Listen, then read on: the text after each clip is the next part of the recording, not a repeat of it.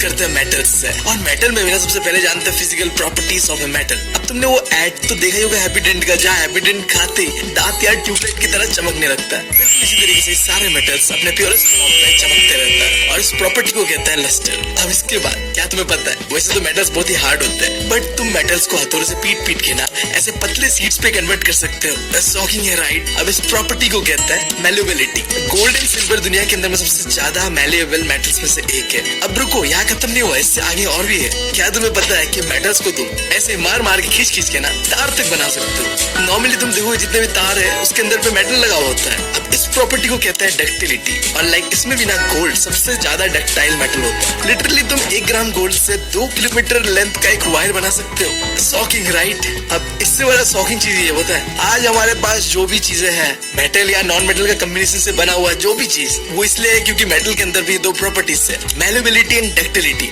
ये क्या करता है, मेटल को शेप प्रोवाइड करता है। मान लो अगर ये दोनों प्रॉपर्टीज मेटल के अंदर से हट जाए ना, तो यार मेटल को कोई शेप ही नहीं दे पाएगा, टूट जाएगा वो। और जब टूट जाएगा तो भाई साहब हमें जाना पड़ेगा वही हजारों साल पहले वाला जिंदगी। जंगलों में खाओ, जंगलों में जियो, चिल मारो। मतलब बुरा नहीं है वो भी, हाँ मतलब। अब आगे देखो, जैसे मेंटोस खाती है तुम्हारे दिमाग की घंटी बज जाती है, उसी तरीके से मेटल तो हार्ड होता है, बट उसके सरफेस पे अगर कोई जोर से मारे तो या कोई भी चीज से, तो एक रिंगिंग साउंड प्रोड्यूस होता है। और इसी प्रॉपर्टी को कहते हैं सोनरस। और ये तो तुम्हें पता होगा कि मेटल का मेल्टिंग और बॉइलिंग पॉइंट दोनों ही हाई होता है। आखिरी चीज कंडक्शन। मेटल ना हमारा बहुत ही अच्छा कंडक्टर होता है हीट एंड इलेक्ट्रिसिटी का, जिसमें से सिल्वर एंड कॉपर है दुनिया का सबसे बेस्ट कंडक्टर। और सबसे बेकार कंडक्टर है लीड एंड मर्क्यूरी। अब बात करते हैं सीधा नॉन मेटल्स के फिजिकल प्रॉपर्टीज का। देखो घबराओ मत, जो प्रॉपर्टीज था मेटल के अंदर उसका एकदम अपोजिट है, ठीक है। अब मेटल के अंदर पहला प्रॉपर्टी था कि वो चमकता है, तो ये बिल्कुल नहीं चमकता है, ठीक है। यानी कि इसका प्रॉपर्टी है नॉन लस्टर। अब फिर मेटल के अंदर में 2 प्रॉपर्टीज था कि मेटल को तुम मार के तुम प्लेन शीट पे कन्वर्ट कर सकते हो, या फिर तुम वायर पे कन्वर्ट कर सकते हो। यानी कि तुम तोड़ सकते हो, मोड़ सकते हो, तुम कुछ भी कर सकते हो मेटल के साथ। तुम नॉन मेटल के साथ ऐसा नहीं कर सकते। यानी कि नॉन मेटल के 2 प्रॉपर्टीज क्या है, नॉन मैल्युबिलिटी एंड नॉन डक्टिलिटी। तीसरा चीज देखो, मेटल के अंदर पे बहुत ज्यादा साउंड प्रोड्यूस होता था, रिंगिंग सा, जब भी तुम उसके ऊपर मारोगे, जिसे हम कहते थे सोनोरस। ये क्या है, नॉन सोनोरस। अब नॉन सोनोरस से याद आया यार, मुझे लगता है कभी ना मैं भी ना नॉन सोनोरस ही हूँ। मान लो आसपास बच्चे रो रहे हैं, 1-2 साल वाला, ठीक है। अब मेरे गोदी पे डाल दो, वो चुप हो जाएगा। वो बात अलग है कि वो मेरा कपड़ा गीला कर देता है। मतलब कभी कभी तो मुझे ऐसा फील होता है ना कि मैं ना सार्वजनिक शौचालय हूँ बच्चों के लिए। मतलब बहुत बुरा लगता है यार, कोई बच्चा रो रहा होता है, मेरे गोदी पे आके क्यों मुतना होता है भाई। तो मैं ये तो मेरी दुखी भरी कहानी थी। अब आखिरी प्रॉपर्टी था कि मेटल जो होता है बहुत ही गुड कंडक्टर होता है, तो इसका उल्टा होगा, यानी कि bad conductor of electricity and heat होगा। इसी के साथ हमने कंप्लीट कर लिया physical properties of metal and non metal. But रुको यार, हम एक चीज तो करना भूल गए। तुम्हें पता है कि केमिस्ट्री जाना जाता है बस एक ही चीज के लिए, एक्सेप्शंस एक्सेप्शंस एक्सेप्शंस। अब जो प्रॉपर्टीज हमने पढ़ा ना मेटल या नॉन मेटल का, उनके अंदर कुछ एक्सेप्शंस है। अब वो क्या क्या है आओ देखते हैं। देखो पहला एक्सेप्शन, नॉन मेटल ज्यादातर या तो सॉलिड स्टेट पे होगा या तो गैसियस स्टेट पे होगा, एक्सेप्ट 1 ब्रोमाइन। ये क्या है, लिक्विड स्टेट पे, तो ये एक एक्सेप्शन है। इसके अलावा बाकी जितने भी नॉन मेटल्स हैं या तो वो गैसियस फॉर्म पे होता है या तो वो सॉलिड फॉर्म पे होता है। अब फिर तुम्हें पता है कि नॉन मेटल्स कभी भी एक अच्छा कंडक्टर नहीं माना जाता है इलेक्ट्रिसिटी या हीट को लेकर, ठीक है। बट ग्रेफाइट जो कि एक कार्बन का एलोट्रोप है, उसे माना जाता है कि बहुत ही अच्छा कंडक्टर है इलेक्ट्रिसिटी का। अब और एक एक्सेप्शन, देखो तुम्हें पता है कि नॉन मेटल चमकते नहीं, बट आयोडीन भाई साहब गजब चमकता है, यानी कि उसके अंदर वो प्रॉपर्टी है लस्टर वाला, तो ये एक एक्सेप्शन है। अब बात करते हैं मेटल के बारे में भी। तो तुम्हें पता है कि मेटल जनरली सॉलिड फॉर्म पे ही होते हैं, बट मर्क्यूरी क्या फॉर्म पे होता है, लिक्विड फॉर्म पे। एंड तुम्हें पता है कि मेटल जनरली क्या होता है, हार्ड होता है, बट 3 ऐसे एल्कलाई मेटल होते हैं जो सॉफ्ट होते हैं, बहुत ज्यादा सॉफ्ट, यहाँ तक कि छूते ही वो टूट सकते हैं। क्या क्या, लिथियम, सोडियम एंड पोटेशियम। अब जब हार्डनेस का बात उठ ही रहा है तो डायमंड को कैसे भूल सकते हैं। तुम्हें पता है कि नॉन मेटल्स जनरली सॉफ्ट होते हैं, बट डायमंड एक्सेप्शन है। यहाँ तक कि तुम्हें पता है कि डायमंड दुनिया में सबसे हार्डेस्ट चीजों में से एक है। आखिरी एक्सेप्शन का बात करते हैं। तुम्हें ये चीज पता है कि मेटल का जो होता है melting and boiling point high होता है, और नॉन मेटल का मेल्टिंग और बॉइलिंग पॉइंट लो होता है। बट अगर मैं तुम्हें कहूँ कि कुछ ऐसे नॉन मेटल्स होते हैं जो एग्जैक्ट इसका उल्टा होता है, लाइक डायमंड के अंदर का मेल्टिंग और बॉइलिंग पॉइंट दोनों हाई होता है, जबकि ये एक नॉन मेटल है। और बिल्कुल इसी तरीके से कुछ मेटल्स होते हैं जिनका बॉइलिंग और मेल्टिंग पॉइंट बहुत ही लो होता है, like sodium, potassium, gallium and caesium. तो तो हाँ, एक्सेप्शन हर जगह होता है, इंसानों में भी तुम देखते हो। ऐसा नहीं होता है कि तुम किसी भी कम्युनिटी, किसी भी लोगों को, फैमिली में भी हर कोई बुरा नहीं होता और हर कोई अच्छा भी नहीं होता है। Exceptions are always there, right. तो अभी फिजिकल प्रॉपर्टी का एक्सेप्शन तो हमने जान लिया, अब बात करते हैं और बढ़ते हैं सीधा chemical properties of metal and non metal की ओर। अब यहाँ हम सिंपली क्या करेंगे, अलग अलग मेटल्स को रिएक्ट करवाएंगे, पहले एयर के साथ, फिर वाटर के साथ, एंड देन एसिड के साथ, और आखिर में हम रिएक्ट करवाएंगे अदर मेटल साल्ट के साथ। और हमारा फाइनल गोल ये रहेगा कि मेटल किस तरीके से रिएक्ट करता है इन सारी चीजों के साथ, जिससे हम समझ पाएंगे रिएक्टिविटी ऑफ मेटल। एक टेबल है, रिएक्टिविटी टेबल, अल्टीमेट गोल है हमारा जानना उसके बारे में। तो सीधा बढ़ते हैं first chemical properties of metal की ओर। जब तुम रिएक्ट करवाते हो मेटल को एयर के साथ, यानी कि देखो एयर में क्या होता है, ऑक्सीजन, तो इनडायरेक्टली तुम कह सकते हो कि जब तुम मेटल को रिएक्ट करवाते हो ऑक्सीजन के साथ, तो सिंपल सा मेटल है, ऑक्सीजन है, रिएक्ट करवाया, बना मेटल ऑक्साइड। एग्जांपल, कॉपर है तुम्हारे पास, तुमने उसे ऑक्सीजन से रिएक्ट करवाया और बनाया तुमने कॉपर ऑक्साइड। अब एक मिनट रुको, थोड़ा बहुत हम जानते हैं पहले मेटल ऑक्साइड होता है क्या। ये बेसिकली मेटल ऑक्साइड एक बेसिक इन नेचर होता है, जिसका मतलब ये हुआ कि ये हमेशा ही रिएक्ट करेगा एसिडिक चीजों के साथ, क्योंकि ऑपोजिट अट्रैक्ट ईच अदर और रिएक्ट ईच अदर भी कह सकते हो। बट देखो कुछ ऐसे मेटलिक ऑक्साइड भी होते हैं जो क्या करता है, एसिड एंड बेस दोनों के साथ रिएक्ट करते हैं। अब हमारे आसाम में हम ऐसे लोगों को कहते हैं दलाल, है मतलब समझ रहे हो ना, तुम्हारा भी खा रहा है और मेरा भी खा रहा है, तो सेंस नहीं बनता ना। दोस्ती करना है तो मेरे से कर या उससे कर, क्या ये बीच में रह के क्या कर रहा है तू। अब इसे केमिस्ट्री के टर्म पे कहते हैं एम्फोटेरिक ऑक्साइड, यानी कि वो ऑक्साइड जो एसिड एंड बेस दोनों के साथ रिएक्ट करता है, उसे कहते हैं दला, आई मीन एम्फोटेरिक ऑक्साइड। अब इसका बेस्ट एग्जांपल है aluminium oxide and copper oxide. देखो एग्जांपल लेते हैं एल्युमिनियम ऑक्साइड का। एल्युमिनियम ऑक्साइड को तुम एसिड के साथ रिएक्ट करवा के साल्ट एंड वाटर बना सकते हो, साथ ही साथ तुम एल्युमिनियम ऑक्साइड को बेस के साथ भी रिएक्ट करवा के वही सेम चीज यानी कि साल्ट एंड वाटर बना सकते हो। अब हम आते हैं वहाँ जहाँ हमने सारी चीजों का शुरुआत किया था, यानी कि जब हमने मेटल को रिएक्ट करवाया था ऑक्सीजन के साथ, तो बना था मेटल ऑक्साइड, राइट। अब देखो ये जो रिएक्शन है ना मेटल का ऑक्सीजन के साथ, यहाँ मेटल अलग अलग तरीके से ऑक्सीजन के साथ रिएक्ट करता है, और यही जो रिएक्शन है ना मेटल का, इसे ही हमें समझना है रिएक्टिविटी टेबल। सिंपली ये है, देखो तुम रिएक्टिविटी टेबल, जहाँ में जो ऊपर के एलिमेंट्स है ना वो बहुत ज्यादा रिएक्टिव है, और जो नीचे के एलिमेंट्स है ना वो बहुत ही कम रिएक्टिव है, यानी कि ना के बराबर रिएक्टिव है। तुम्हें ऐसा समझ नहीं आया होगा, इसे डिटेल में आगे समझाऊंगा, बट अभी ऐसा समझो मेरे बेस्टी का एग्जांपल से, लाइक वो ना अगर इस टेबल के अंदर पे तुम कहीं भी उसे प्लेस करो ना तो एकदम टॉप पे आएगा, एकदम टॉप पे, इतना रिएक्टिव है। मतलब गुस्सा इतना है भाई कि रिसेंटली 1 महीने पहले उसका ब्रेकअप हुआ है, मतलब मैं कैसे उसका बेस्ट फ्रेंड बन के बैठा हुआ ना, इसका भी एक अलग स्ट्रगल है, ठीक है। और दूसरी तरफ ऐसे बंदियां होती है ना जिन्हें गुस्सा ही नहीं आता, लिटरली उन्हें गुस्सा आता ही नहीं, तुम कुछ भी बोल लो। मैं जब भी कभी ऐसे बंदियों को देखता हूँ ना बस सोचता हूँ, अरे यार तुम स्वर्ग से आई हुई अप्सरा हो क्या, मतलब ऐसी एक स्वर्ग से आई हुई अप्सरा तो मैं भी डिजर्व करता हूँ यार। तो जो अप्सरा टाइप होती है ना वो मतलब नॉन रिएक्टिव, और जो मेरी बेस्टी टाइप होती है वो बहुत ज्यादा रिएक्टिव। खैर, तो अब मेटल के साथ भी कुछ ऐसा ही होता है। तो अब देखते हैं, हाँ एकदम टॉप पे आता है पोटेशियम एंड सोडियम, जो कि हवा के कांटेक्ट यानी ऑक्सीजन के कांटेक्ट पे आते ही जल जाता है। देख रहे हो कितना रिएक्टिव है, जिसकी वजह से हम इन दोनों मेटल्स को केरोसिन के अंदर पे डुबा के रखना होता है ताकि ये रिएक्ट ना करे ऑक्सीजन के साथ। और फिर उसके बाद आता है कुछ मेटल जैसे कि magnesium, aluminium, zinc and lead. ये क्या होता है, जो नॉर्मल रूम टेम्परेचर पे रिएक्ट तो करता है ऑक्सीजन के साथ, बट अलग तरीके से रिएक्ट करता है। तो लाइक जब भी तुम इन मेटल्स को ऑक्सीजन के डायरेक्ट कांटेक्ट पे लाओगे तो इन मेटल के ऊपर में एक लेयर बनेगा ऑक्साइड का।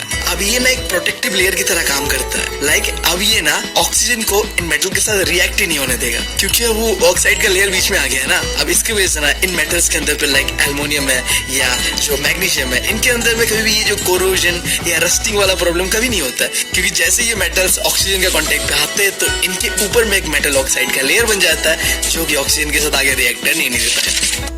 और फिर आयरन का बात करते हैं, तो देखो आयरन को तुम आसानी से जला नहीं सकते हीट करके, बट जो आयरन फील्स होता है ना, यानी कि आयरन का पाउडर, ठीक है, एकदम पाउडर फॉर्म में जो होता है आयरन, वहाँ पे आसानी से हीट करते ही वो जल जाता है। फिर कॉपर का भी एकदम सेम सीन है, ये भी हीट करने पे नहीं जलता है, इसके ऊपर भी एक ब्लैक कलर का कोटिंग बन जाता है, जिसे तुम कह सकते हो कॉपर ऑक्साइड का लेयर बन जाता है। और ये क्या करता है, आगे ऑक्सीजन के साथ रिएक्ट ही नहीं होने देता है, जिस वजह से कॉपर कभी चलता ही नहीं है, बर्न ही नहीं होता है, ठीक है। अब एकदम आखिर एंड गोल्ड, ये वो दो मेटल्स है जो कभी रिएक्ट करते नहीं, चाहे टेम्परेचर कितना भी बढ़ा दो, कुछ भी कर दो, एयर के साथ यानी कि ऑक्सीजन के साथ कभी रिएक्ट करते ही नहीं है। मैंने बताया था ना ये वो कैटेगरी में आते हैं, ठीक है, मतलब स्वर्ग की अप्सरा वाली, ठीक है ना, मतलब रिएक्ट कभी नहीं करते, एकदम शांत है। अब अगला केमिकल प्रॉपर्टी है मेटल का। जब तुम मेटल को रिएक्ट करवाते हो वाटर के साथ, तो देखो जब तुमने मेटल को रिएक्ट करवाया वाटर के साथ तो बनता है दो चीजें, metal oxide and hydrogen. But कुछ ऐसे मेटल होते हैं ना जो बहुत ज्यादा रिएक्टिव होते हैं और पानी के साथ आसानी से घुल मिल जाते हैं, यानी कि डिसॉल्व हो जाते हैं। अब उन मेटल के अंदर में ना ये प्रोसेस फर्दर कंटिन्यू होता है। फिर लाइक तुमने पहले मेटल और वाटर को रिएक्ट करवाया जिससे बना metal oxide and hydrogen, and then फिर ये मेटल ऑक्साइड फिर पानी के साथ रिएक्ट करता है और बनता है मेटल हाइड्रोक्साइड। अब मैंने यहाँ पे क्या बताया, कुछ मेटल जो बहुत ज्यादा रिएक्टिव होते हैं ना, यही रिएक्टिविटी को समझने के लिए वाटर के अंदर में हम तीन तरीके का अलग अलग वाटर लेंगे, एक कोल्ड वाटर, दूसरा हॉट वाटर एंड स्टीम। जो सबसे ज्यादा रिएक्टिव होता है ना वो कोल्ड वाटर के साथ भी रिएक्ट कर जाता है, एंड जो सबसे कम रिएक्टिव होता है यानी कि वो स्वर्ग की अप्सरा वाली, वो क्या होता है, स्टीम वाटर चाहिए होता है उसे रिएक्ट होने के लिए। अब तुम्हें पता है कि रिएक्टिव सीरीज के अंदर पे दो मेटल सबसे ज्यादा रिएक्टिव होते हैं, पोटेशियम एंड सोडियम। ये जैसे ही पानी के कांटेक्ट पे आते हैं ना तो ये हाइड्रोक्साइड एंड हाइड्रोजन तो देते ही देते, साथ में हीट एनर्जी भी देते हैं। एंड लिटरली ये हीट एनर्जी कुछ इस तरीके से होता है कि तुम्हें जला तक सकता है। ये प्योर एक्सोथर्मिक रिएक्शन होता है यहाँ पे, ठीक है। अब इसके बाद है कैल्शियम, जो कि फिर कोल्ड वाटर के साथ रिएक्ट तो करता है, बट हाँ इस बार रिएक्शन के बाद बस हाइड्रोक्साइड एंड हाइड्रोजन बनता है। इस बार कोई एक्सोथर्मिक रिएक्शन नहीं होता, यानी कोई एनर्जी रिलीज नहीं होता। और फिर है मैग्नीशियम। मैग्नीशियम ना कोल्ड वाटर के साथ रिएक्ट ही नहीं करता है, इसी से ये होता है हॉट वाटर। क्या इसका मतलब ये है कि मैग्नीशियम को बस हॉट बन दिया, आई मीन हॉट वाटर ही पसंद है, आई डोंट नो, शायद। तो जब ये रिएक्ट करता है हॉट वाटर के साथ तो दो चीज बनाता है ये, हाइड्रोक्साइड और हाइड्रोजन, बस। अब एक इंपॉर्टेंट चीज जो तुम्हें ध्यान देना चाहिए, कैल्शियम हो या मैग्नीशियम हो, ये दोनों ही जैसे ही रिएक्ट करते हैं ना पानी के साथ, हाँ कैल्शियम कोल्ड वाटर के साथ कर रहा है, मैग्नीशियम हॉट वाटर के साथ कर रहा है, बट एक चीज देखने मिलता है दोनों के अंदर ही, दोनों ही रिएक्शन के बाद तैरने लगते हैं पानी पे। क्यों पता है? क्योंकि हाइड्रोजन के बबल्स ना इन मेटल के सरफेस पे चिपक जाता है, जो इन्हें तैरने पे मजबूर कर देता है पानी के ऊपर। अब इसके बाद रिएक्टिविटी सीरीज के अंदर पे आता है एल्युमिनियम, आयरन एंड जिंक। ये ना ही रिएक्ट करता है कोल्ड वाटर से और ना ही रिएक्ट करता है हॉट वाटर से, इन्हें चाहिए होता है खास तरीके का स्टीम। और मैंने तुम्हें एक चीज बताया भी था कि जो ज्यादा रिएक्टिव मेटल होता है वही सिर्फ हाइड्रोक्साइड बना पाते हैं। तो क्योंकि ये ज्यादा रिएक्टिव नहीं है तो यहाँ पे हाइड्रोक्साइड नहीं बनता, यहाँ पे मेटल ऑक्साइड बनता है बस। जो सबसे नीचे पे आने वाले मेटल्स होते हैं like lead, copper, silver, gold, ये लोग क्या करते हैं, वाटर के साथ बिल्कुल ही रिएक्ट ही नहीं करते। बढ़ते हैं third chemical property of metal की ओर। मेटल जब रिएक्ट करता है एसिड के साथ तो क्या होता है, तो देखो जब भी एसिड के साथ तुम मेटल को रिएक्ट करवाते हो ना तो बनता है साल्ट, साथ साथ मिलता है तुम्हें हाइड्रोजन गैस। बट तुमने ये चीज पक्का चैप्टर में पढ़ा हुआ होगा कि एसिड दो तरीके का होता है, concentrated acid and dilute acid. तो कंसंट्रेटेड एसिड के साथ दिक्कत ये है ना कि ये बहुत ही ज्यादा एक्सोथर्मिक रिएक्शन करता है, यानी अगर तुम इसके साथ रिएक्ट करवाते हो ना तो तुम खुद ही रिएक्ट हो जाओगे और हो सकता है कि तुम हॉस्पिटल पहुंच जाओ, या इससे भी बदतर ये हो सकता है कि तुम कब्रिस्तान पहुंच जाओ, ऊपर पहुंच जाओ। तो अच्छा ये रहेगा ना कि कंसंट्रेटेड एसिड के साथ हम खिलवाड़ ना करें। तो यहाँ पे क्या होता है, मेटल को हम रिएक्ट करवाते हैं only and only dilute acid के साथ, क्योंकि हमारा जाना में भी आ रहा है, राइट। तो जब हम मेटल को डाइल्यूट एसिड के साथ रिएक्ट करवाते हैं तो हमें मिलता है साल्ट, साथ साथ मिलता है तुम्हें हाइड्रोजन गैस, हमेशा की तरह ही जैसे नॉर्मल एसिड के साथ होता है। अब तुम्हें पता अलग अलग मेटल अलग अलग तरीके से रिएक्ट करता है, तो एसिड के साथ भी जब अलग अलग मेटल रिएक्ट करेगा ना तो अलग अलग बिहेवियर दिखाता है वो। लाइक जब मैग्नीशियम को तुम डाइल्यूट हाइड्रोक्लोरिक एसिड के साथ रिएक्ट करवाते हो तो तुम्हें मिलता है मैग्नीशियम क्लोराइड, यानी कि एक साल्ट है, साथ साथ मिलता है तुम्हें हाइड्रोजन गैस। इसी तरीके से जब तुम एल्युमिनियम को तुम रिएक्ट करवाते हो डाइल्यूट हाइड्रोक्लोरिक एसिड के साथ तो तुम्हें मिलता है एल्युमिनियम क्लोराइड, साथ साथ हाइड्रोजन गैस। फिर अगर तुमने जिंक को रिएक्ट करवाया डाइल्यूट हाइड्रोक्लोरिक एसिड के साथ तो तुम्हें मिलता है जिंक क्लोराइड और साथ साथ मिलेगा हाइड्रोजन गैस। और एग्जैक्ट इसी तरीके से जब तुम आयरन को रिएक्ट करवाते हो डाइल्यूट हाइड्रोक्लोरिक एसिड के साथ तो तुम्हें मिलता है आयरन क्लोराइड और हाइड्रोजन गैस। अब एक मिनट रुको, मेरी बात सुनो। मैंने इतने सारे एग्जांपल्स तुम्हें इसलिए बताया ये समझाने के लिए कि जब भी तुम मेटल को एसिड के साथ रिएक्ट करवाते हो तो वहाँ पे हाइड्रोजन गैस रिलीज होता है, बट एक स्पेशल केस है। लाइक जब तुम नाइट्रिक एसिड को लेते हो ना और उसे मेटल के साथ रिएक्ट करवाते हो तो हाइड्रोजन गैस प्रोड्यूस नहीं होता है। अब ऐसा क्यों होता है? माना जाता है कि नाइट्रिक एसिड ना बहुत ही स्ट्रॉन्ग ऑक्सीडाइजिंग एजेंट है, यानी कि रिएक्शन के दौरान जो मेटल हाइड्रोजन गैस को रिलीज करता है ना उसे नाइट्रिक एसिड खुद ब खुद एब्सॉर्ब कर लेता है, जिस वजह से हाइड्रोजन गैस रिलीज हो ही नहीं पाता रिएक्शन के बाद। बट रुको, यहाँ कहानी खत्म नहीं हुआ। तुम्हें पता है कि कोई कितना भी एटीट्यूड दिखाए, कुछ लौंडे होते हैं सख्त लौंडे, ठीक है, जो किसी का भी एटीट्यूड ठिकाने पे ला सकता है। तो हमारे पास भी कुछ सख्त मेटल ऐसे है लाइक मैग्नीशियम एंड मैंगनीज। ये कहता है कि भाई हम भी बहुत सख्त है, ठीक है, हम नाइट्रिक एसिड के साथ रिएक्ट भी करेंगे और साथ साथ हम हाइड्रोजन गैस प्रोड्यूस करके दिखाएंगे, और ये करके दिखाते भी है। तो तुम कह सकते हो ये चीज डंका ठोक के कि ये दोनों ओनली मेटल है जो नाइट्रिक एसिड के साथ रिएक्ट करते हैं और हाइड्रोजन गैस प्रोड्यूस करते हैं। अब यहाँ कहानी खत्म नहीं हुआ है। तुम्हें पता है कि रिएक्टिविटी सीरीज के अंदर पे कुछ आखिरी में आने वाले ऐसा मेटल होता है जो किसी के साथ में रिएक्ट नहीं करते, जैसे कि गोल्ड, सिल्वर, ये एसिड के साथ रिएक्ट ही नहीं करते, बट ये भी ना रिएक्ट करते एक ऐसे खास तरीके का एसिड के साथ जिसे कहते हैं एक्वारेसिया। अब इसका ट्रांसलेशन कुछ इस तरीके से है, रॉयल वाटर। ठीक है, बेसिकली ये है क्या, एसिड ही है, बस मिक्सचर है दो अलग अलग एसिड का, कंसंट्रेटेड हाइड्रोक्लोरिक एसिड और कंसंट्रेटेड नाइट्रिक एसिड। 3:1 के रेशियो पे से मिलाया जाता है और जिसके बाद ये एक्वारेसिया बनता है जो कि गोल्ड को पिघला तक सकता है। अब fourth and final chemical property of metal ये है कि जब मेटल रिएक्ट करता है अदर मेटल साल्ट के साथ तो क्या होता है। ये चीज जानने के लिए ना तो मेरा ये स्टोरी सुनो। मैं जिस दिन से यूनिवर्सिटी पे गया हूँ ना, पहला कदम रखते मुझे एक चीज समझ आया कि भाई तुम्हारा दिल कितना साफ है इससे कोई घंटा फर्क नहीं पड़ता, तुम्हारा चेहरा कैसा दिखता है, तुम कैसा दिखते हो, यानी कि सिंपली कहो तो तुम कितने अट्रैक्टिव हो वो फर्क पड़ता है। मैं मान भी लेता हूँ कि तुम्हारा दिल ना बहुत साफ है, तुमने एक अच्छी लड़की पटा भी ली, इंप्रेस कर लिया अपने अच्छे दिल के साथ, बट वो भी ना एक पॉइंट पे किसी अट्रैक्टिव बंदे को देख के जो उसे भाव देगी ना तुम्हें छोड़ के चली जाएगी यार। तुम मुझसे आर्गू करोगे इस चीज को लेके कि नहीं भाई लुक्स मैटर नहीं करते, भाई दिल साफ होना चाहिए, बस वही बड़ा बात होता है। मैं भी चाहता हूँ कि मैं गलत हूँ, बट रियलिटी ये है कि ये सच है भाई। तुम कितने अट्रैक्टिव दिखते हो वो मैटर करता है, तुम कितने साफ दिल के हो वो मैटर नहीं करता। बिल्कुल इसी तरीके से जब यहाँ पे किसी मेटल के साथ एक मेटल साल्ट को तुम रिएक्ट करवाते हो तो जो ज्यादा रिएक्टिव वाले मेटल होते हैं ना वो लेस रिएक्टिव मेटल को अपने ही साल्ट से भगा देता है, डिस्प्लेस कर देता है। बस तुम मेरे स्टोरी से कनेक्ट कर लो कि वहाँ अट्रैक्टिवनेस था, यहाँ रिएक्टिवनेस है, यानी कि यहाँ क्या हुआ, डिस्प्लेसमेंट हुआ। किसका, जो लेस रिएक्टिव मेटल है उसे अपने मेटल साल्ट से लात मार के निकाल दिया गया अट्रैक्टिव मतलब रिएक्टिव मेटल साल्ट के साथ। एक अच्छे से एग्जांपल लेते हैं, आयरन जो कि एक मेटल है, साथ में एक मेटल साल्ट लेते हैं कॉपर सल्फेट जो कि एक मेटल साल्ट है, रिएक्ट करवाया तुमने, नतीजा क्या होता है, आयरन सल्फेट बनता है। यहाँ पे कॉपर को क्या करा जा रहा है, अपने ही मेटल साल्ट से लात मार के निकाल दिया गया। तो कुछ ऐसा ही होता है भाई रियल लाइफ में भी। ठीक है, आयरन ने कॉपर को डिस्प्लेस कर दिया क्योंकि आयरन ज्यादा रिएक्टिव है कॉपर से। अब एक सवाल, मुझे कैसे पता चला है कि आयरन ज्यादा रिएक्टिव है कॉपर से, तो इसीलिए तो बना हुआ है ना रिएक्टिविटी सीरीज जिसका नाम एक्टिविटी सीरीज भी है, जहाँ पे लिस्ट ऑफ मेटल को डिसेंडिंग ऑर्डर पे अरेंज करा गया है बेस्ड ऑन इट्स रिएक्टिविटी। जो ज्यादा रिएक्टिव होगा वो टॉप पे होगा,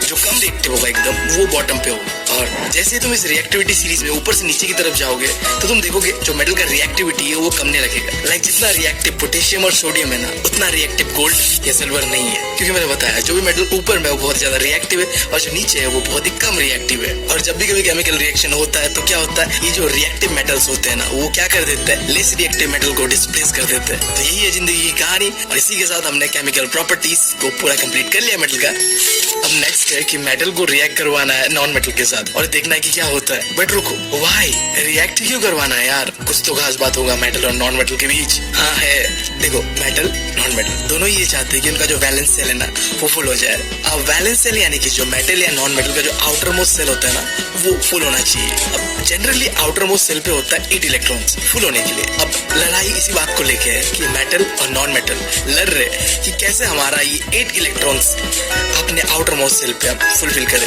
बट यहाँ दिक्कत ये है कि ना ही मेटल के पास और ना ही नॉन मेटल के पास आउटर मोस्ट सेल पे इलेक्ट्रॉन 8 के 8। तुम यहाँ पे देख सकते हो किताब के अंदर ही ये टेबल दिया हुआ था जहाँ इलेक्ट्रॉनिक कॉन्फ़िगरेशन दिया हुआ है नोबेल गैस का, मेटल का और नॉन मेटल का। यार ध्यान दो, जितने भी नोबेल गैसेस है ना इनका जो आउटर मोस्ट सेल है ना वहाँ पे 8 के 8 इलेक्ट्रॉन्स है। बट तुम नीचे आ जाओ और मेटल को देखो, सोडियम आउटर मोस्ट सेल पे 1 इलेक्ट्रॉन है, मैग्नीशियम आउटर मोस्ट सेल पे 2 इलेक्ट्रॉन है, एल्युमिनियम आउटर मोस्ट सेल पे 3 इलेक्ट्रॉन है और ऐसे ही आगे ये सीरीज बढ़ते रहेगा। अब यही दिक्कत नॉन मेटल के साथ भी है। आउटर मोस्ट सेल पे देखो नाइट्रोजन का 5 एटम है, ऑक्सीजन का 6 एटम है, फ्लोरीन का 7 एटम है और ऐसे ये सीरीज आगे बढ़ते रहेगा। बट एक दिक्कत यहाँ पे हमेशा ये रहेगा कि आउटर मोस्ट सेल पे 8 के 8 इलेक्ट्रॉन ना मेटल के पास होगा ना नॉन मेटल के पास होगा और इसी वजह से मेटल और नॉन मेटल रिएक्ट करते हैं और अपना आउटर मोस्ट सेल पे ना वो 8 इलेक्ट्रॉन भरने की कोशिश करते हैं। अब ध्यान देना ये दो बातों को, बहुत इंपॉर्टेंट है। पहला तो देखो जितने भी मेटल्स होते हैं ना उनका आउटर मोस्ट सेल पे 5 से कम इलेक्ट्रॉन्स होता है और जितने भी नॉन मेटल्स होता है उनका जो आउटर मोस्ट सेल है वहाँ पे 5 से ज्यादा इलेक्ट्रॉन्स होता है। अब इस वजह से मेटल्स को क्या करना पड़ता है, इलेक्ट्रॉन्स को लूज करना पड़ता है और कैटाइन फॉर्म करना पड़ता है। अब कैटाइन यानी कि एक पॉजिटिव साइन लग जाता है उनके अंदर पे, जैसे ही वो एक इलेक्ट्रॉन 2 इलेक्ट्रॉन जितना भी लूज करते हैं उसके बाद। देखो एग्जांपल के साथ समझाता हूँ, सोडियम जिसका इलेक्ट्रॉनिक कॉन्फ़िगरेशन कुछ इस तरीके से है 281, यानी कि इसका आउटर मोस्ट सेल पे 1 इलेक्ट्रॉन ज्यादा। अब ये क्या करेगा करेगा, ये इलेक्ट्रॉन लूज कर देगा और क्या बनेगा, Na+। ये जो प्लस साइन आया ना, इसे कहते हैं कैटाइन। ये प्लस सिंबल देके ये सिंबलाइज कर रहा है कि मैंने एक इलेक्ट्रॉन अपना खो दिया है। एक्जैक्टली इसी तरीके से मैग्नीशियम का ले लो, यहाँ पे इलेक्ट्रॉनिक कन्फिग्रेशन को देखो, 2 इलेक्ट्रॉन आउटर मोस्ट शेल पे ज्यादा है, तो ये 2 इलेक्ट्रॉन वो लूज कर देगा और बनेगा Mg2+। अब यहाँ पे 2+ का क्या मतलब है कि इसने 2 इलेक्ट्रॉन लूज कर दिया है। अगेन एल्यूमिनियम में क्या होगा, 3 इलेक्ट्रॉन ज्यादा है, लूज कर देगा और यहाँ पे 3+। ऐसे आगे बढ़ते रहेगा, जितना ज्यादा इलेक्ट्रॉन उतना ही प्लस साइन लगा के नंबर लगा देंगे। और इसका एकदम अपोजिट नॉन मेटल, जिसके पास आउटर मोस्ट शेल पे 5 इलेक्ट्रॉन से ज्यादा होता है, तो ये आसानी से दूसरों से इलेक्ट्रॉन ले सकता है। हमारे मेटल के साथ प्रॉब्लम ये था कि आउटर मोस्ट शेल पे 5 इलेक्ट्रॉन से कम था, तो वो दूसरों से ले नहीं सकता था, तो देना ही एक ऑप्शन था। बट नॉन मेटल स्ट्रॉन्ग है, 5 से ज्यादा है, तो आसानी से मेटल से वो ले सकता है, यानी कि ये गेन करेगा और गेन करके ये क्या बनाएगा, एनाइन बनाएगा। एनाइन क्या है, नेगेटिव साइन होगा, ठीक है। अब एग्जांपल लेते हैं, ऑक्सीजन है, इसका जो आउटर मोस्ट शेल पे क्या है, 6 इलेक्ट्रॉन है। अब इसे 8 करने के लिए बस 2 चाहिए, तो अब ये क्या करेगा, किसी मेटल से 2 इलेक्ट्रॉन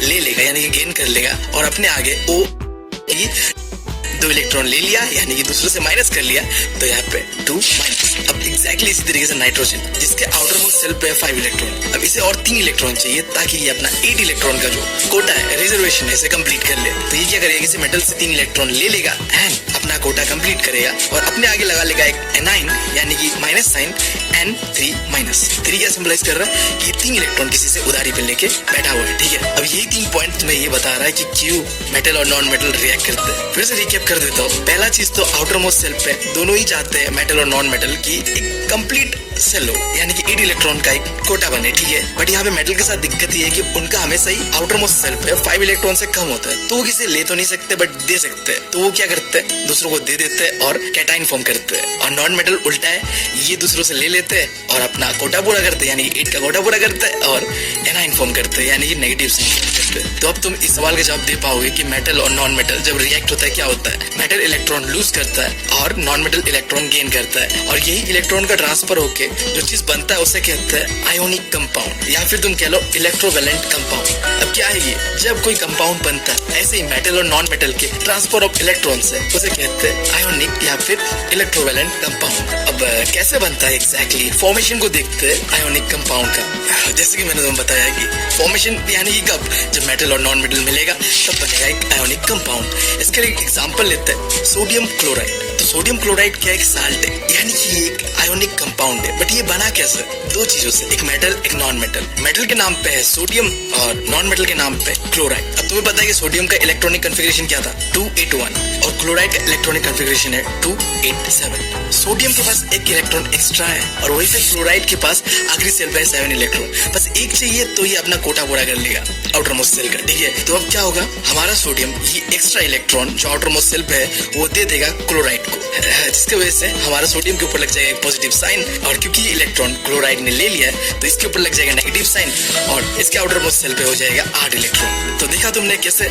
मेटल ने एक इलेक्ट्रॉन को खो दिया और नॉन मेटल ने वही इलेक्ट्रॉन को गेन कर लिया और बनाया एक कंपाउंड। क्या कंपाउंड, सोडियम क्लोराइड। और इसी प्रोसेस को कहते हैं ना फॉर्मेशन ऑफ सोडियम क्लोराइड। बहुत इंपॉर्टेंट एग्जाम पे आ सकता है कि सोडियम क्लोराइड जो कि एक साल्ट है कैसे बनता है। सबसे पहला चीज तो एक आयोनिक कंपाउंड है, बनता है नॉन मेटल और मेटल के इंटरेक्शन से। सोडियम के पास एक ज्यादा होता है, वो दे देता है क्लोराइड को और बन जाता है इसी के साथ सोडियम क्लोराइड। अब नेक्स्ट आयोनिक कंपाउंड का प्रॉपर्टीज। पहला है फिजिकल नेचर कैसा। तो आयोनिक कंपाउंड सॉलिड होता है और हार्ड होता है, बट आसानी से वो टूट जाता है। अब इस चीज को कहता है ब्रिटल। मैं अपने आप को भी कभी सोचता हूँ कि मैं भी कहीं आयोनिक कंपाउंड तो नहीं, बाहर से तो सकता हूँ बट क्या फायदा यार, टूट ही जाता हूँ। लोग अपने बातों में फंसा ही लेते हैं। अब खैर देखो एग्जांपल लेते हैं रियल वाला। साल्ट है NaCl, सॉलिड फॉर्म पे होता है और हार्ड होता है, बट इसे आसानी से तोड़ा जा सकता है छोटे छोटे पीसेस पे, जैसे दिल को तोड़ा जा सकता है किसी की बातों से छोटे छोटे पीसेस में है ऐसे कुछ। And the next property, melting and boiling point कैसा होता है आयोनिक कंपाउंड का, हाई होता है सिंपली।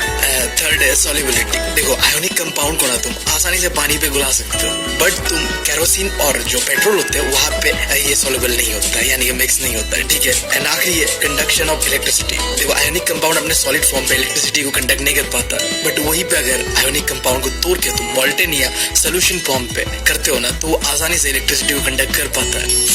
खैर यही पे खत्म होता है physical and chemical properties of metal and non metal. अब आगे देखना है कि ऑकरेंस ऑफ मेटल, यानी कि मेटल कहाँ से आए नहीं आए। सिंपल में बता रहा हूँ, मेटल दो जगह से आते हैं, धरती के नीचे से और ओशन से। ज्यादातर जो हमें मेटल्स मिलता है वो मिलता है अर्थ के क्रस्ट से, रॉक के फॉर्म पे, यानी कि तुम कह सकते हो मिनरल्स के फॉर्म पे धरती के नीचे ये होते हैं। अब तुम्हें मिनरल का मतलब तो पता ही होगा कि नेचुरली ऑकरिंग सब्सटेंस होता है जो कि धरती के नीचे पाया जाता है। अब तुम्हें ये पता चल गया कि मेटल्स मिनरल्स के फॉर्म पे धरती के नीचे पे अर्थ के क्रस्ट पे एक्जैक्टली होते हैं। अब इसके बाद एक कॉन्सेप्ट है, इसका नाम है ओर। देखो मिनरल्स हर जगह पाया जाता है बट क्वांटिटी भी मैटर करता है, ठीक है। वो जगह जहाँ पे काफी ज्यादा क्वांटिटी पे मेटल्स पाया जाता है और इसे आसानी से और प्रॉफिटेबली निकाला जा सकता है, उसे कहते हैं हम ओर। देखो अगर मान लो धरती के बहुत गहराई पे कोई मेटल पाया जाता है तो उसे निकालना पॉसिबल नहीं है और प्रॉफिटेबल भी नहीं है। हम चाहेंगे कि धरती के ऊपर ही आसानी से हमें कोई भी मेटल मिल जाए ताकि हम उन्हें यूज कर पाए। तो जो मेटल आसानी से मिल जाते हैं और लार्ज क्वांटिटी भी होता है उसे कहते हैं हम ओर।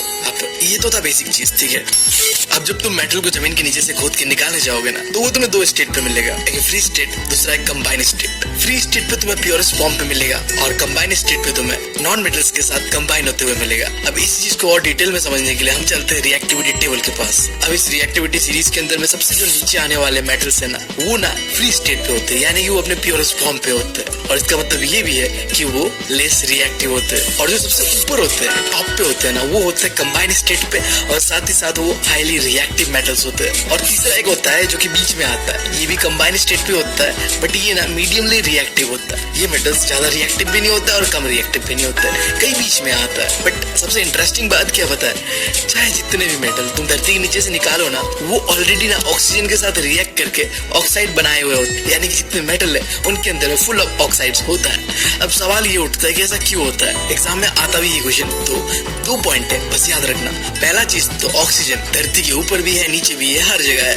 एबंडेंट है, ठीक है। और दूसरा चीज ऑक्सीजन बहुत ही एक रिएक्टिव एलिमेंट है जो कि आसानी से दूसरों के साथ रिएक्ट कर लेता है। खैर ये तो था मेटल्स के बारे में और उनके अलग अलग रिएक्टिविटी के बारे में। अब हमें जानना है कि इन मिनरल्स को धरती से निकालते कैसे, यानी कि एक्सट्रैक्शन ऑफ मिनरल्स। अब देखो एक्सट्रैक्शन ऑफ मिनरल्स को ना हमने रिएक्टिविटी के बेसिस पे बांटा हुआ है, लाइक स्टेबल के हिसाब से हमने बांटा है, ठीक है। कुछ ऐसे मेटल्स है जो कि बहुत ही दिखाते हैं लो रिएक्टिविटी, अब उनका जो निकालने का तरीका होगा ना वो अलग होगा। उसी के साथ कुछ ऐसा होगा जो मीडियम रिएक्टिविटी होगा, उनको निकालने का भी तरीका अलग होगा। एंड आखिरी है जो मेटल हाईली रिएक्टिव होगा उनको भी निकालने का तरीका अलग होगा। यानी कि मैं कह रहा हूँ तीनों ही कैटेगरी को निकालने का जो प्रोसेस है ना वो अलग रहेगा। बट इससे पहले तुम ये जानो क्या प्रोसेस रहता है निकालने का, यानी कि मेटल्स को धरती के नीचे से एक्सट्रैक्ट करने का। तो तुम कह सकते हो तीन प्रोसेस रहता है जिससे हम मेटल को ओर के फॉर्म पे धरती के नीचे से निकाल सकते हैं। पहला है इनरिचमेंट ऑफ ओर, दूसरा है एक्सट्रैक्शन ऑफ मेटल्स और तीसरा है रिफाइनिंग ऑफ मेटल्स। अब ये तीनों क्या है वन बाय वन देखते हैं। पहला स्टेप इनरिचमेंट ऑफ ओर। धरती के नीचे में तुम्हें जहाँ पता चला कि अच्छा यहाँ पे मेटल्स है और आसानी से हम निकाल सकते हैं, तो हम क्या करते जाते और ओर को निकालते हैं। अब निकालते वक्त क्या होता है, ये जो ओर होता है ना इसके अंदर पे बहुत सारे इम्प्योरिटीज होता है, लाइक इन ओर्स के अंदर पे होता है सॉइल एंड सैंड। अब इस इम्प्योरिटीज को कहते हैं मैं जो प्रोनाउंस कर रहा था ना मेरे दिमाग में बस यही आ रहा था बट इसे गैंग कहते हैं। मतलब शायद मेरा प्रोनाउंसिएशन ही खराब है या मेरा दिमाग खराब है, कुछ तो है। खैर मतलब हाँ तुम लोग गैंग ही कहोगे, ठीक है। तो खैर अब ये जो प्रोसेस था ना जहाँ हमने ओर से उनका इम्प्योरिटीज को निकाल दिया, यानी कि हमने उनका गैंग को निकाल दिया, उस प्रोसेस को कहते हैं एनरिचमेंट ऑफ ओर। अब इसका भी निकालने का अलग अलग तरीका होता है, depend on physical and chemical properties of gangs and ores. Like मैं कुछ मेथड्स के बारे में बात कर देता हूँ, जैसे कि हैंड पिकिंग एक तरीका है, hydraulic washing, fraud flotation and आखिरी है केमिकल सेपरेशन। तो यही भी होता है हमारा पहला step, the enrichment of ore complete. अब second step extraction of metals. अब जैसे कि मैंने तुम्हें बताया कि मेटल्स को एक्सट्रैक्ट करने के लिए हम देखते हैं कि मेटल्स कितना रिएक्टिव है। लाइक हमने मेटल्स को डिवाइड करा हुआ है तीन कैटेगरीज में। वो मेटल जो ज्यादा रिएक्टिव नहीं होता है उनका एक्सट्रैक्शन करने का प्रोसेस अलग रहता है। फिर वो मेटल जो मीडियमली रिएक्टिव होता है उनका एक्सट्रैक्शन प्रोसेस अलग, एंड वो मेटल जो बहुत ज्यादा रिएक्टिव होता है उनका अलग। तो पहले बात करते हैं उन मेटल्स का जो बहुत ज्यादा रिएक्टिव नहीं होता है। एकदम सिंपल वर्ड में बताओ तो हम अभी इस्तेमाल करेंगे हीटिंग या फिर रोस्टिंग मेथड मेथड का, जिससे हम मेटल को एक्सट्रैक्ट करेंगे। लाइक देखो ये ओर है और इसके अंदर से मेटल को एक्सट्रैक्ट करना है। बट यहाँ दिक्कत ये है ना कि इस ओर के अंदर पे सिर्फ मेटल ही नहीं है, ओर का नेचुरल फॉर्म पे सल्फाइड भी साथ में होता है उसका। अब हमें इस सल्फाइड को इस ओर के अंदर से अलग करना है, जिसके लिए हम हीटिंग मेथड या फिर रोस्टिंग मेथड का इस्तेमाल करेंगे। ठीक है, हम इस ओर को हीट करेंगे। इसके बाद क्या होगा, ये सल्फाइड जल के खाक हो जाएगा, गैस बन के हट जाएगा इस ओर के अंदर से, एंड हमें मिलेगा एक चीज जिसे कहेंगे हम मेटल ऑक्साइड। और फिर इस मेटल ऑक्साइड से हम आसानी से फिर अगेन फर्दर रोस्टिंग करके हम निकालेंगे मेटल को। एक एग्जांपल लेते हैं, आसानी से समझ में आएगा। सनेवर ये क्या है, मर्क्यूरी का ओर है, यानी कि इसके अंदर के साथ साथ क्या है, सल्फेट भी मिक्स होकर बैठा हुआ है। अब हीट करना है इससे, जिसके बाद हमें मिलेगा mercuric oxide, and further heating के बाद हमें मिल जाएगा मर्क्यूरी। एग्जैक्टली यही प्रोसेस होता है कॉपर के अंदर भी। कॉपर का जो नेचुरल ओर होता है ना, वो प्रेजेंट होता है कुछ इस तरीके से, 2Cu2S। अब इसे करना हीटिंग या फिर रोस्टिंग, जो भी प्रोसेस कह लो तो, जिसके बाद हमें मिलेगा कॉपर ऑक्साइड, एंड फर्दर हम इसे हीट करेंगे, जिसके बाद हमें मिल जाएगा कॉपर। बहुत सिंपल था राइट। वो मेटल्स जो बहुत ज्यादा रिएक्टिव नहीं होते, उनका जो ओर होता है उनके अंदर मेटल के साथ साथ होता है सल्फाइड।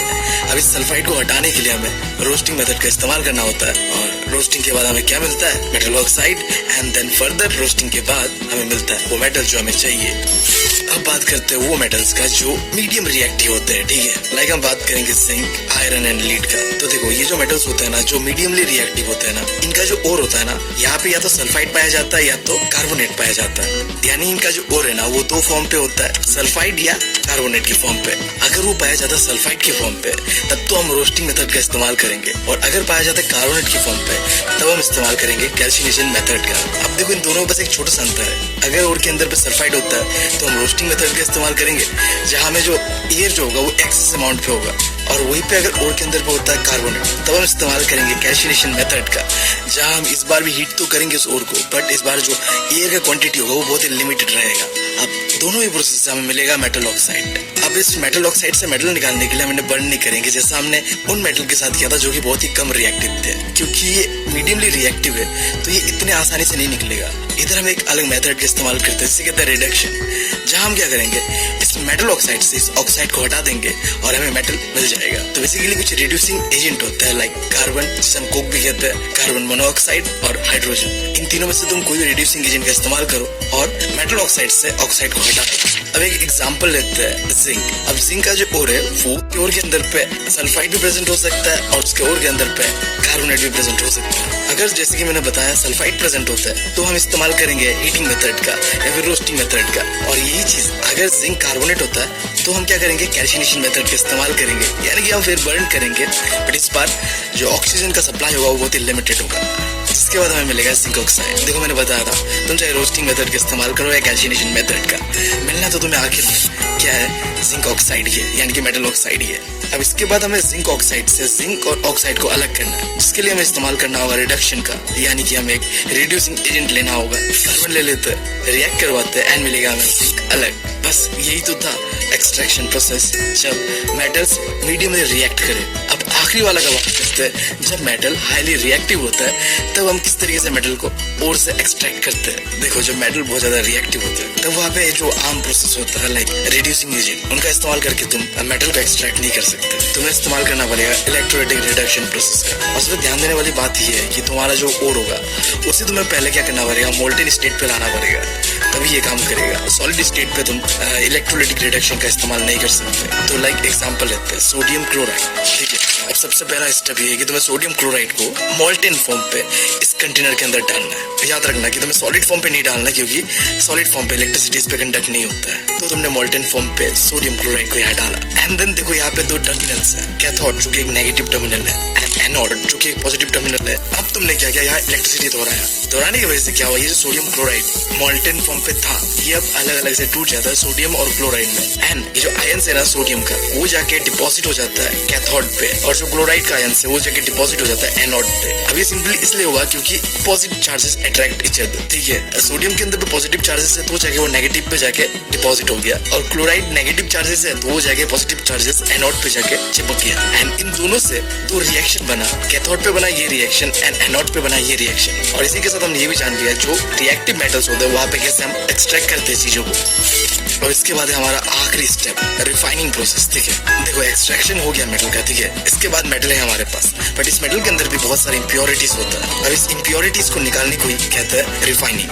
एंड रिफाइनिंग करने का तरीका जो हमने चुना है आज वो है इलेक्ट्रोलाइटिक रिफाइनिंग प्रोसेस, जिससे हम क्या करते हैं, कोई भी मेटल को प्योर बनाते हैं। ठीक है, अब कैसे बनाते हैं, देखो हमें जो भी मेटल को प्योरीफाई करना है वही मेटल का दो रॉड्स को लेना है, एक प्योर वाला एक इम्प्योर वाला, जिसमें से जो इम्प्योर वाला है उसे पॉजिटिव चार्ज यानी कि एनोड के साथ कनेक्ट कर देना है, और जो प्योर मेटल होगा उसे नेगेटिव यानी कि कैथोड के साथ कनेक्ट कर देना है। अब उसके बाद इस कंटेनर के अंदर भी तुम्हें डालना है पानी। ठीक है, इसे हम कहते हैं इलेक्ट्रोलाइट। सिंपली बता रहा हूँ इलेक्ट्रोलाइट क्या है, जो लिक्विड इलेक्ट्रिसिटी को पास करवाता है ना उसी को कहता है इलेक्ट्रोलाइट। तो हमें यहाँ पे इलेक्ट्रोलाइट डालना है यानी कि लिक्विड डालना है, किसका, मेटल साल्ट का। जैसे ये मान लो हम यहाँ पे क्या कर रहे हैं, कॉपर सल्फेट का इलेक्ट्रोलाइट मिक्स कर रहे हैं। ठीक है, क्योंकि हम यहाँ पे क्या कर रहे हैं, कॉपर को प्योर बना रहे हैं यानी कि कॉपर का रिफाइनिंग कर रहे हैं, एग्जाम्पल। ठीक है, तो देखो सेटअप रेडी है, करंट दोहराएंगे, दोहराने के बाद होगा क्या, जो इम्प्योर मेटल एनोड पे है वो डिसॉल्व होने लगेगा इलेक्ट्रोलाइट पे। इसका मतलब ये है कि ये जो इम्प्योर मेटल है इसके अंदर में जो भी चीज है ना वो मिक्स हो जाएगा इस पानी के साथ। एंड मिक्स होने के बाद दो चीज होगा, पहला चीज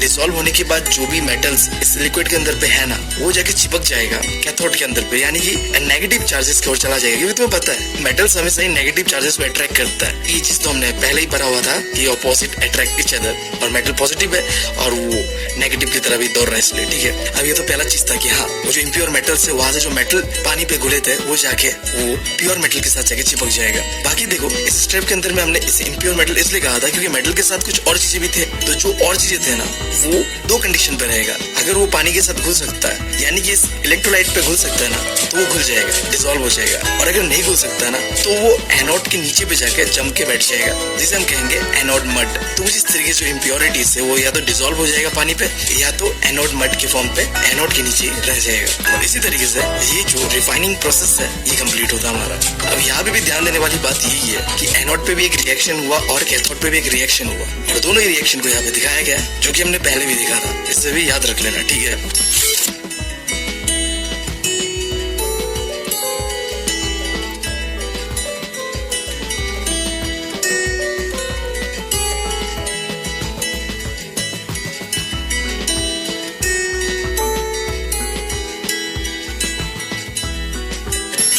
हमारा अगला टॉपिक है कोरोजन। देखो मेटल जब भी हवा या पानी के कांटेक्ट पे आता है तो धीरे धीरे खराब होने लगता है, सड़ने लगता है, गलने लगता है, और इस चीज को कहते हैं कोरोजन। और ये जो कोरोजन का प्रोसेस है ना ये टोटली नेचुरल प्रोसेस होता है, ऐसा नहीं कि आजकल ही हो गया, समय लगता है, थोड़ा लॉन्ग टाइम का है, बट जो भी हो समय के साथ मेटल क्या होता है वीक होने लगता है और डैमेज होने लगता है अंदर से। एग्जाम्पल का बात करते हैं, लाइक जब भी तुम सिल्वर को एयर के कॉन्टेक्ट पे लाते हो यानी कि मॉइस्चर के कॉन्टेक्ट पे लाते हो तो वो ब्लैक हो जाता है। इसी तरीके से कॉपर है हमारे पास, वो क्या होता है एयर के कॉन्टेक्ट पे आता है और एयर के अंदर पे होता है कार्बन डाइऑक्साइड। तो जैसे ये कार्बन डाइऑक्साइड के कांटेक्ट पे आता है तो ग्रीन कलर का कोटिंग बन जाता है कॉपर के अंदर पे। एंड देन आयरन एयर और वाटर के कांटेक्ट पे आते ही ये क्या हो जाता है, कोरोड होने लगता है। अब देखो सवाल ये उठता है कि हम करें ऐसा जिससे हम मेटल्स को पानी या एयर के कांटेक्ट पे आने से रोके, क्योंकि पानी और एयर हर जगह ये है, कहाँ से रोकोगे। तो इसी से हमारा अगला टॉपिक है, आखिरी टॉपिक है प्रिवेंशन ऑफ कोरोजन। कैसे रोके हम इस कोरोजन को। पहला चीज तो तुम क्या कर सकते हो, पेंटिंग कर सकते हो मेटल के ऊपर। जैसे तुम मेटल के ऊपर पे पेंट कर देते हो तो ये डायरेक्ट कांटेक्ट पे नहीं आता है एयर और वाटर का, तो ये कोरोड भी नहीं होता। एंड देन दूसरा ग्रीसिंग। यहाँ पे क्या होता है, मेटल का आउटर सरफेस पे तुम एक चिपचिपा सा ग्रीस लगा देते हो, ब्लैक कलर का होता है। ठीक है, अब चिपचिपा से ठीक है गलत मत समझना, बस ये होता है, ऐसा होता है। ठीक है, कुछ वैसा नहीं होता तुम समझ रहे हो, चिपचिपा सा। खैर अब ये क्या करता है, एयर या वाटर को डायरेक्ट कांटेक्ट पे आने से रोकता है इस मेटल पे। एंड तीसरा चीज क्या है, गैल्वेनाइजेशन। अब ये क्या, देखो स्पेशली गैल्वेनाइजेशन का इस्तेमाल किया जाता है स्टील एंड आयरन को प्रोटेक्ट करने के लिए। ठीक है, अब इसके अंदर होता क्या है, जिंक जो कि एक मेटल है बेसिकली, इसे आयरन या स्टील के ऊपर पे एक लेयर बना के कोट कर दिया जाता है। अब ये क्या करता है, कोरोजन होने से रोकता है आयरन एंड स्टील को। ये तीनों जो तरीका है ना, देखो चाहे तुम लेयर बनाओ पेंट का, ग्रीस का या गैल्वेनाइजेशन जहाँ में तुम जिंक का लेयर बना रहे हो, ये शॉर्ट टर्म चीज है। लेयर है, आज एक कल घिस के ये लेयर जो है निकल जाएगा। एक ऐसा तरीका चाहिए जो लॉन्ग टर्म हो और सस्टेन करे, तो इसके लिए है एलॉय बनाओ।